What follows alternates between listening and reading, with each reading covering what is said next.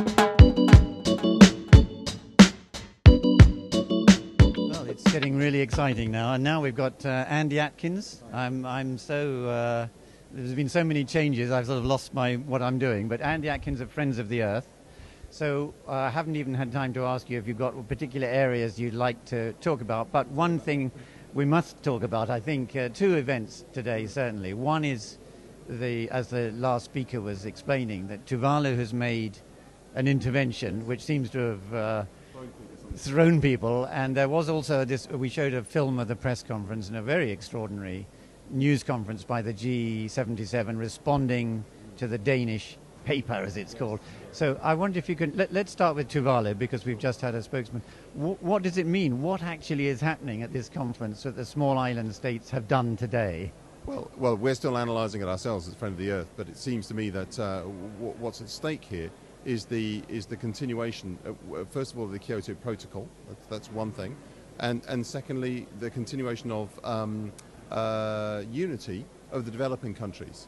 And I think those things are now somewhat in jeopardy. Now, there are arguments on all sides.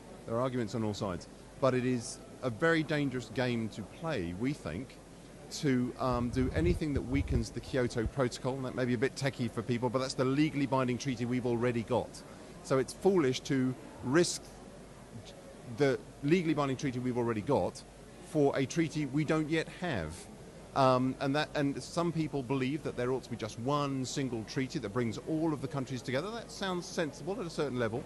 The problem is there is already a legal obligation of rich countries under the Kyoto Protocol to cut their emissions first and then provide finance for developing countries to go green.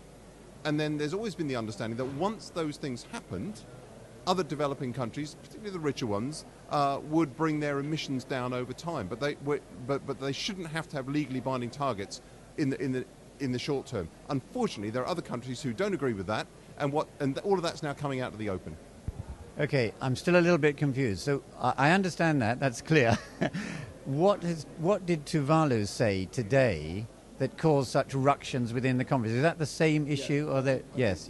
I think without going to the specifics of what they said basically looked like there were divisions starting to open up between developing countries over whether you continue with the Kyoto Protocol or not.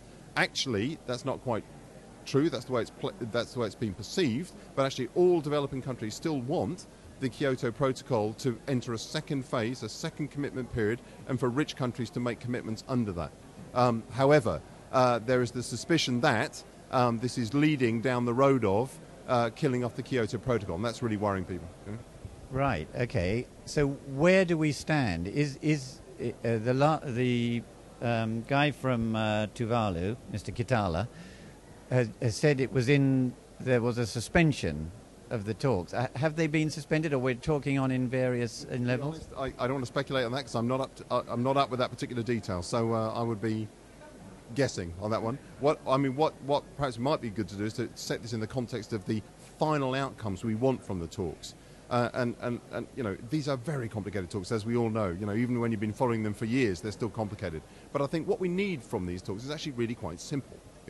We need an agreement that's consistent with what the science says is necessary to avoid runaway climate change, and at the very least that needs to involve rich countries cutting their emissions by 40% at least by 2020. And secondly, we need an agreement that is consistent with justice, because rich countries, unwittingly maybe, but have actually caused this problem.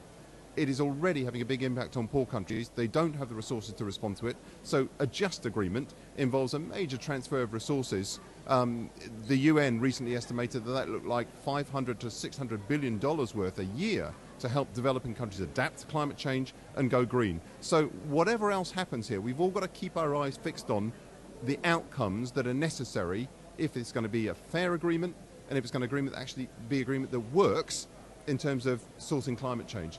So we will constantly be asking, so has what's been put on the table got us any closer or taken us further away from a strong and a just agreement?